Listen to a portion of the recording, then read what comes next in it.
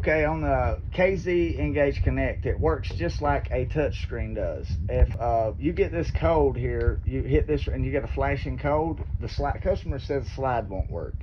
There's no video on YouTube about this technology. It's just 2022 Connect. So after further diagnosis, these communication cables, if this control board fails here, I was skeptical about this. I was really about to call warranty and tell them that to send me one of these. All right, but if this fails, your lights won't come on. See, the lights is working, the on and works, goes in and out. Everything works fine. You can turn your gas on. Everything's working fine. But when I hit the slide, I get the 5 flashing code. Now, the 5 flashing code of death means remove and replace. But since there's one thing just failing, we need to go to the main motherboard. This is the main motherboard down here. So this was mounted way back in there, really hard to get to. This hose was kinked up. The customer, we didn't have water pressure, that's why. Let's stay right back on track. Right here's our slide leads. We know we have 12 volt coming into this. We tested right here.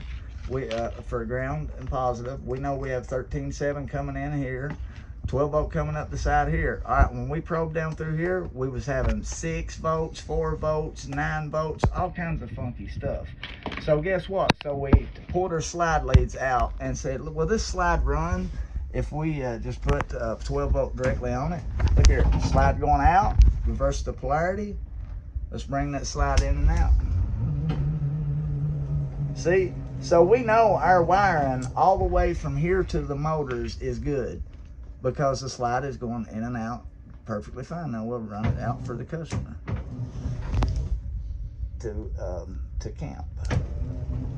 Well, if I get the polarity right, so all you gotta do is reverse the 12 volt polarity.